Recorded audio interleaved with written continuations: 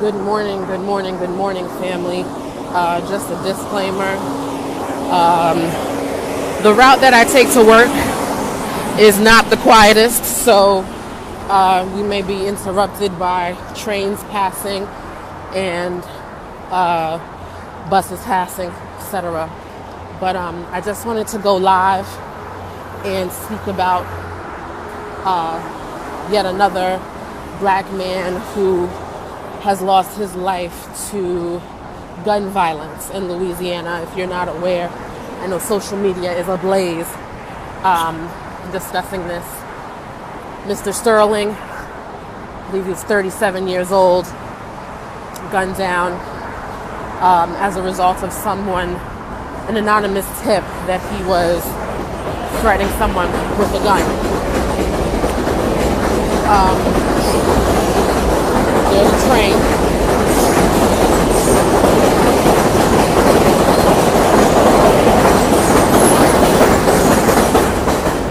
I know I could have waited to do this for slightly more quiet opportunity, but I wanted to get it out. Now, for those of you who are thinking that I'm going to speak about the political piece, I am not. I will save that for the personal debates, over lunch and things like that. But what I want to speak about is, once again, trauma. I've gone over what trauma is, how trauma can the symptoms, or what's the aftermath of trauma, how it can manifest.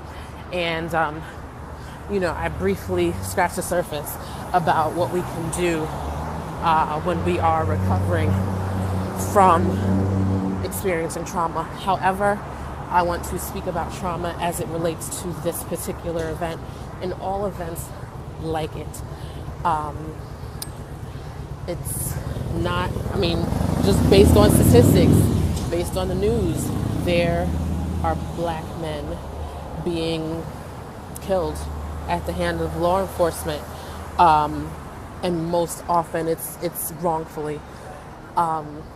And I want to talk about vicarious trauma. Vicarious trauma is when you start to experience symptoms of trauma based on someone else's trauma or someone else experiencing trauma. And I just briefly want to talk about the vicarious trauma of being a black male. The vicarious trauma of being a black male. The vicarious trauma, there goes a train.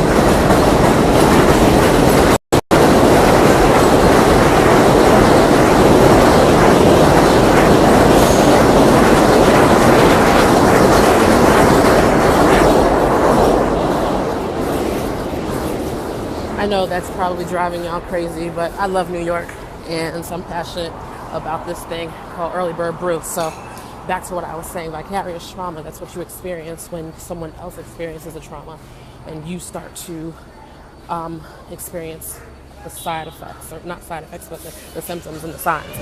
Now, there are so many black men losing their lives to gun violence at the hands of law enforcement.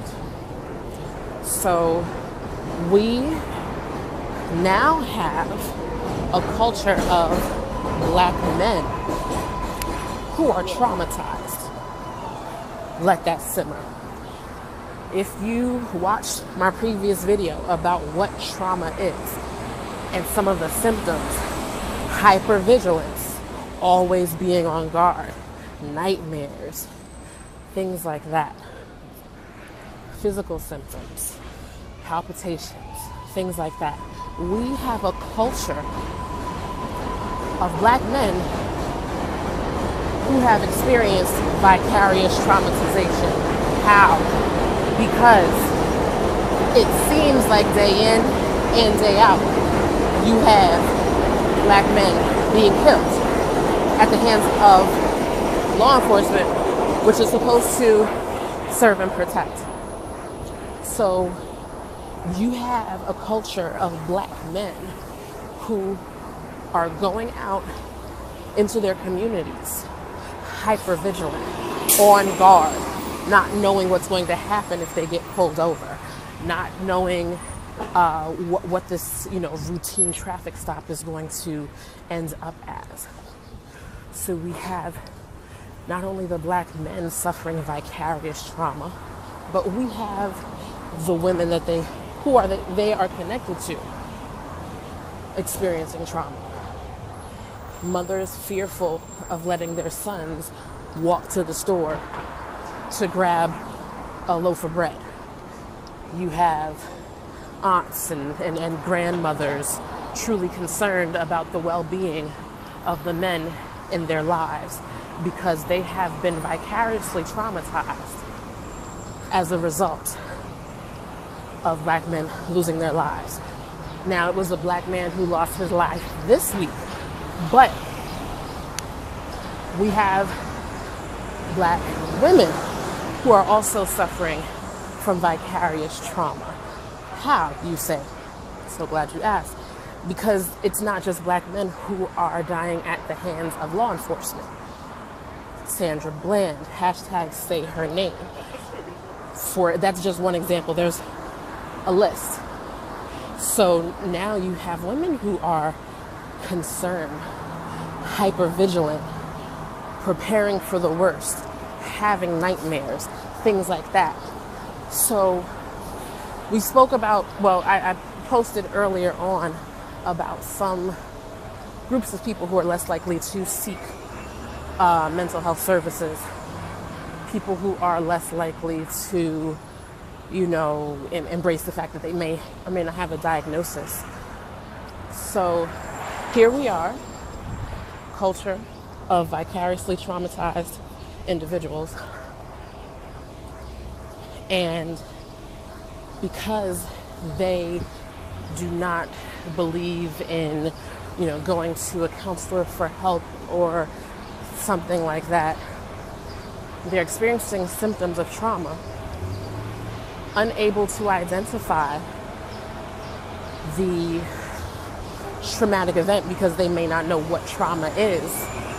And because they are unable to identify that, they can't make sense of the symptoms that they are experiencing.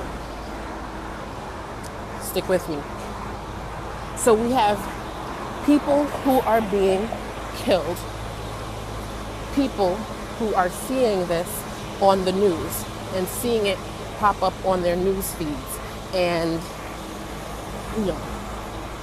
seeing it on Twitter and things like that. So you have people experiencing symptoms and don't know it and don't know why. It's a vicious cycle. So like I said, I'm not going to get political.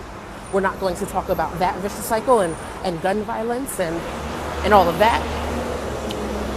But let's consider for a moment the mental health consequences to all of this gun violence. I'm really interested in hearing what all of you have to say. This is important, y'all. It's important, and we need to be proactive. And I don't mean proactive in the militant sense. If that's the way you go about things, I'm not judging. But proactive with regard to the mental health piece. Proactive with regard to the mental health piece. That was another train. Because you never know. You could be the parent of an adolescent